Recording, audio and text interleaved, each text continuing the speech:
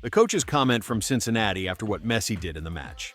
The FC Cincinnati coach, Pat Noonan, appeared at the press conference after the defeat against Inter Miami with an evident mix of frustration and realism, as if he understood that what happened tonight had not simply been a defeat, but a direct confrontation with football forces that no team can contain when they are at their highest level. Noonan sat in front of the journalists, running his hands over his face, as if trying to organize his thoughts before speaking about a match that was yet another chapter in the long list of nights dominated by Lionel Messi. Noonan began by saying, in a calm tone but filled with emotion, "What we saw tonight was an extremely tough test, not only for us as a team, but for any team in this league. When you face a player like Lionel Messi, a player capable of making a difference at every instant, the margin between success and failure becomes so small that you can lose it in a second." He paused for a few seconds before continuing, as if he were mentally reviewing the entire match. From Messi's first touch to every pass he left to his teammates in front of goal, including the goal he himself scored. He added, "It's difficult to describe what Messi did today. He participated in 4 complete goals, scored 1, and gave 3 assists with an intelligence that cannot be taught. Every pass of his, every touch, every movement without the ball was a clear message that we were facing a player of a different category, a player who plays the match with a mental speed impossible for any defense to anticipate." Noonan spoke about the goal Messi scored, considering it the turning point of the match. The way Messi scored that goal was an example of confidence, timing, and precision. It wasn't simply a ball that went into the net. It was a statement that Inter Miami has a player capable of changing the course of the match whenever he wants. We saw how the pace of Miami's players rose after the goal, and how ours retreated mentally, even if it wasn't evident in their movements. He then went on to comment in greater detail on the 3 assists given by Messi, pointing out that each one was completely different from the others, but that all shared one common factor: genius. He said, "The first pass was a direct blow to the heart of our defense. We were pressing well, we were closing spaces, and suddenly we were exposed with a single pass. This kind of pass is not seen often in this league, but it happens when the ball is at Messi's feet." He added about the second assist. "In the second assist, we believed we had managed to contain him. We had reduced his space. We forced him to move back a little. But Messi doesn't need a large space. He needs just a few tenths of a second to find an angle that no one else sees. And he did it. It was a pass that can only be described as extraordinary vision." Regarding the third assist, Noonan considered it the most painful for his team. The third assist was the hardest psychologically. It came at a moment when we were trying to get back into the match. We were showing a reaction, trying to create chances, and in an instant, without any warning, Messi threaded a pass between 2 of our defenders. It was over. That is the difference between a normal player and a player who turns the impossible into routine. Noonan explained that the problem did not lie solely in Messi's individual quality, but in the influence his mere presence exerts. When you have a player like Messi on the field, the opponent is forced to change their defensive behavior completely. Our players began to feel they needed to stay close to him at all times, and that created huge spaces that Inter Miami exploited excellently. You face a player who attracts 3 defenders toward him, and then, with coldness, decides where the ball should go. In a calmer tone, he also spoke about the mental aspect that made the difference. The hardest thing wasn't running after the ball, but running after the ideas Messi generates. He forces you to think more than necessary. He forces you to make rushed decisions.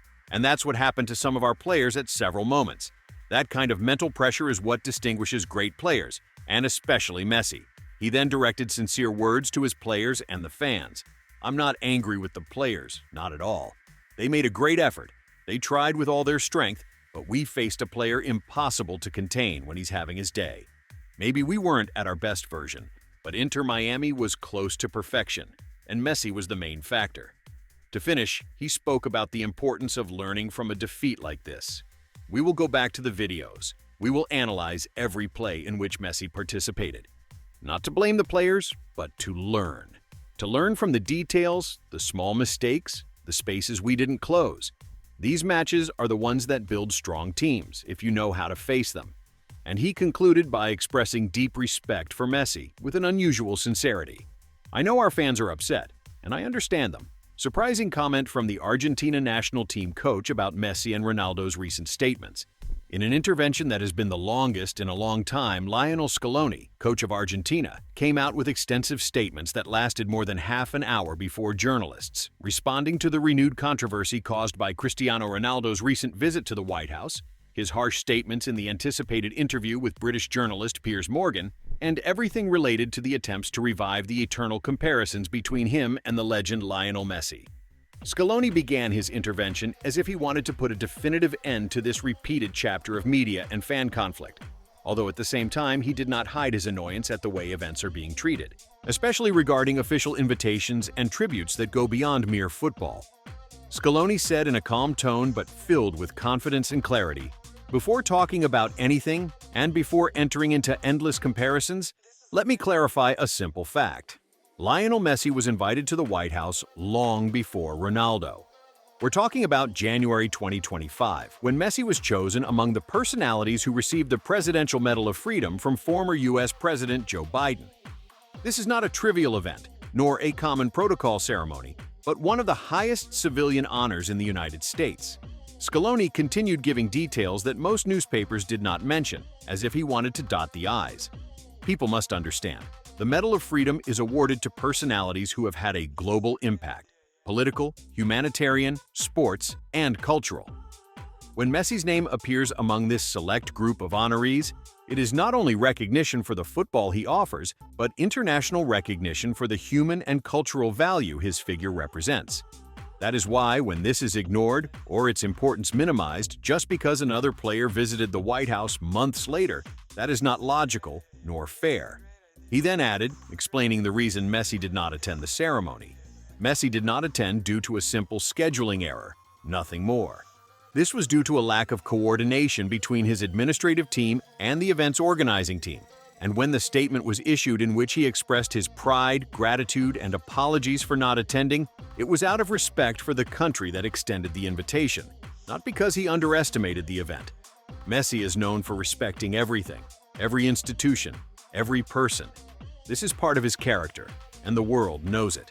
Scaloni used this point to go directly into a comparison between Messi's style and Ronaldo's when dealing with the spotlight and speaking about themselves, without mentioning Ronaldo's name at the beginning, but making the illusion clear. There are players who need to remind the world who they are every so often. They need to talk about themselves. They need loud interviews to reaffirm their identity. And there are players who never speak, never raise their voice, nor enter into attacks or defenses. And yet, the world knows their value without them saying a single word. Messi belongs to the second category. After a few seconds of silence, Scaloni lifted his gaze and continued. Regarding the phrase, "I don't want to be humble," that phrase reveals a lot. Messi never said he is the best. He never needed to. The world said it for him. The numbers said it, the fans said it, the titles said it, football itself said it.